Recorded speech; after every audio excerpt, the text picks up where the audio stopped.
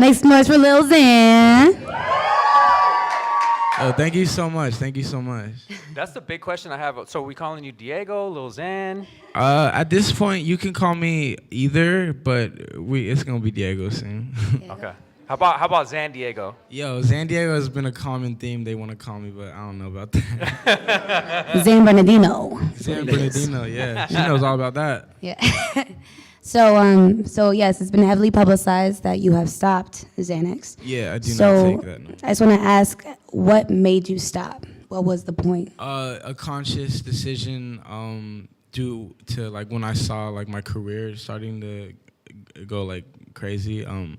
I realized it's not healthy and it's not gonna lead anywhere positive, and I need energy to perform. Just like I can list a million reasons of why it wouldn't help my career at all, and so yeah, that's why I basically stopped.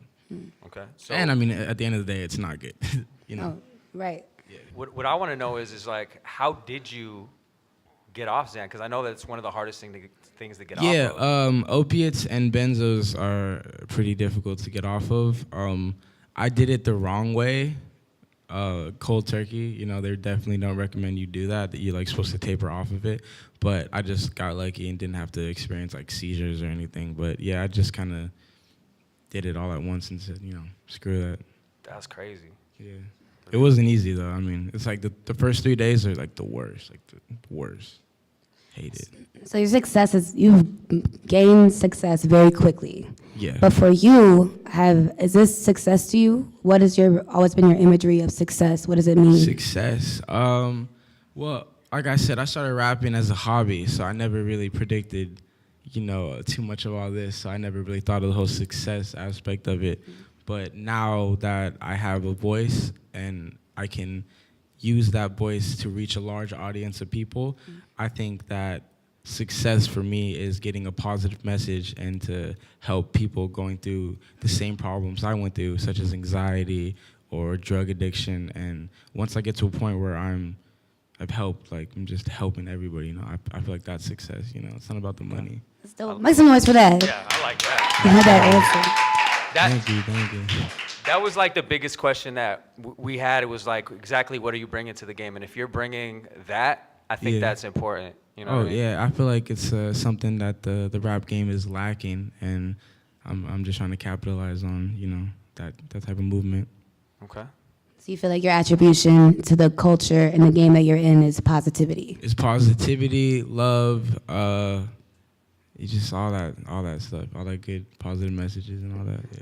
Tight. So you rose up pretty fast. I mean, I was just talking with your dad just a minute ago. He's like, I didn't even know he was rapping until the SoundCloud was popping. Yeah. They knew when I first started rapping. I actually just flew my dad out from LA to Iowa just so he could experience this tour life, because I know he's always wanted to see that stuff. So yeah, they were always supportive of my rap career, even when I wasn't popping with the name Lil XAN. They're like, oh God, what is this? like, come on now. But they always believed in me, and yeah, now we're here today, and they couldn't be more proud, and that's like the best feeling in the world is, you know, making your parents proud. Hell yeah. And that's to me, that's what success is. Exactly. That's also another success, yeah. Yeah. There's a question I have to ask you though, because of the Lil, because there's so many Lils in the world now, especially in rap. And that's where the whole me changing to Diego transition comes into play. That's another part of it too. Yeah, cool. You know, too many Lils and stuff. But initially, just initially when you thought of it, was just because it was a genuine like, oh, I'm Lil? I didn't think about it too hard when I was given the name Lil XAN from my friend. It wasn't popping on any aspect of any social media, any SoundCloud, any music. Nothing was popping when I got Lil XAN. So it was almost kind of like just a joke, because it was just such an outrageous name, you know what I mean? Yeah. Like Lil XAN, like, but then I realized there had to be someone named Lil XAN eventually to come along. And I think that's what got, like, it garnished the attention. Like, they're like, who the hell is Lil XAN? Like, I gotta hear his music. Then they heard Betrayed, and they're like, oh, okay. I thought this was gonna be some real mumble trash, but he's actually kind of spitting, like, you know, bars and stuff. So I think that's where the viral hit came from, is they clicked on it due to the name Lil XAN. They're like, oh God, I gotta hear what this sounds like. And then they were pleasantly surprised at what they found out. Okay. So with this tour, you're getting your first taste of the Midwest, right? First taste most of the country. How's it been? It's been amazing. You know, there's no better feeling than like traveling the country with your best friends. You know, and just experiencing outrageous things, seeing the craziest things, seeing cities you never thought you'd see in your life. You know, especially me dropping out freshman year. I didn't think I'd ever leave Redlands. You know what I mean? Right. It's an amazing feeling. Only downside is, you know, you miss home, but this is my job and I love it, and just gonna keep on working at it.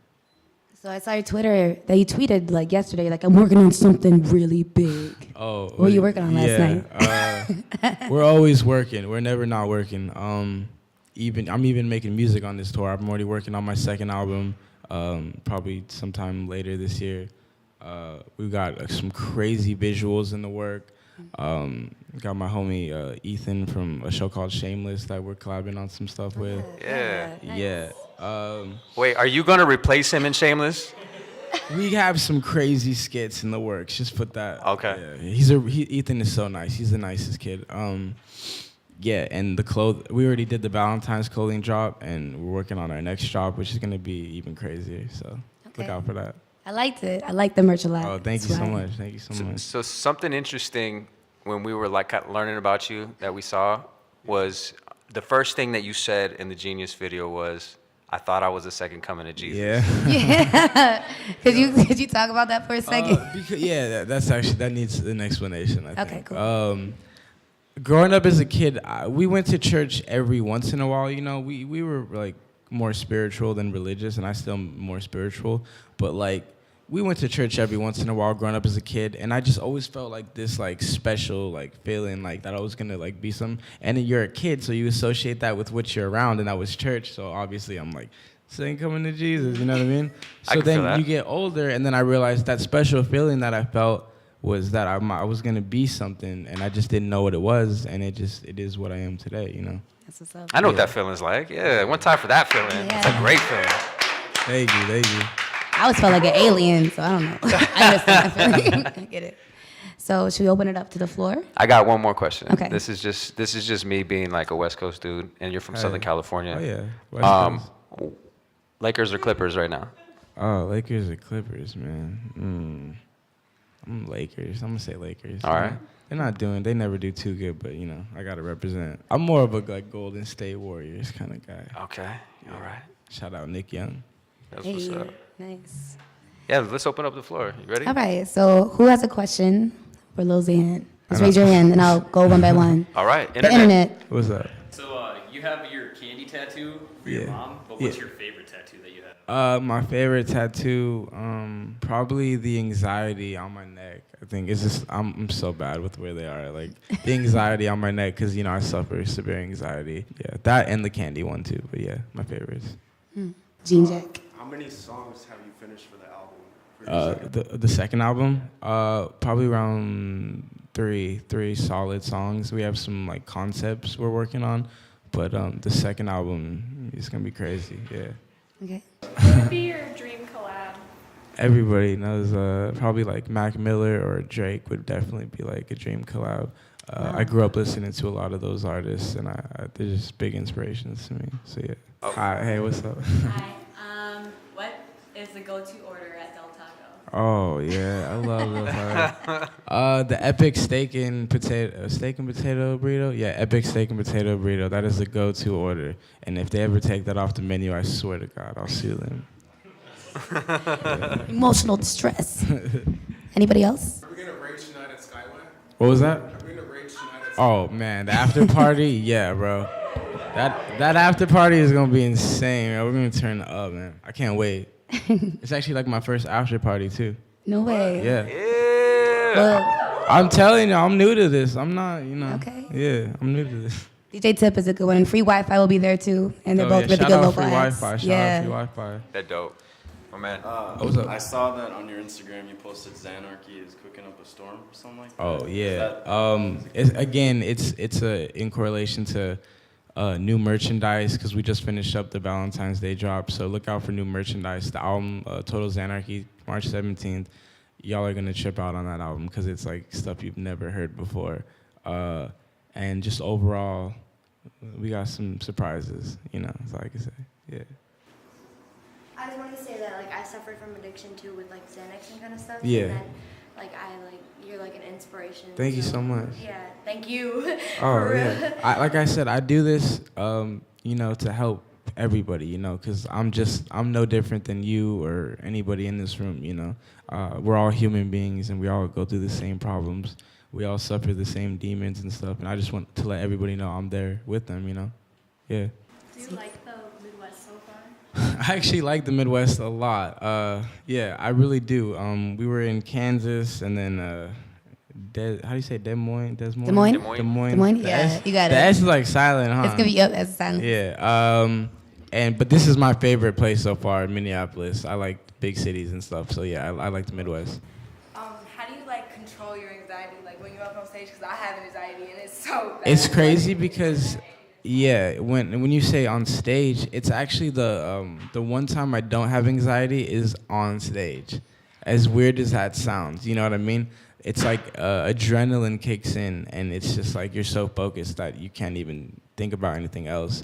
So that's the one time I don't have anxiety. But in terms of how I cope with it every day, everybody has their own little like tics that they do, weird stuff that people might be like, well, you're a weirdo for that. Like I bite my nails, I'll like tap my knee, you know, and just do weird. Yeah, you know what I mean? You know what I mean? Everybody has their own little stuff, so it's all in your head. So it's just about getting your mind right. But yeah, that's what I do. So if someone's trying to overcome like you did, was there any advice you would give them? Overcome drugs or anxiety? Xanax. Oh, Xanax. Talk to somebody about it. Bottling things up and keeping things to yourself is like never the way to go, you know, because it just leads to like a really dark place. Always try to find someone to talk to. If it's really bad, seek professional help because, like I said, cold turkey is not recommended. And just know that you're not alone. You know, we all suffer through this shit, and yeah, you're just not alone. How No? much do you pay people to tie your shoes? Oh man, I don't pay nobody to tie my shoes yet. I'm not bougie at that level. I was like, are you bougie? Thank God I have such a great team that's just so willing to tie my shoes at a concert. I think it was in the Bay. My shoelaces came untied, and I just asked the fans to do it, and like 80 hands just hit my shoe, and like I thought my shoe was gonna just come off. Like someone tied it. Like they were quick to tie my shoe. Yo, shout out to anybody who's ever tied my shit. What's been the most turned lit up city that you've left? It's gonna be tonight. Hey. That's it. That's it. You already know. It's gonna be tonight. I know it. I feel it in my heart. It's gonna be crazy.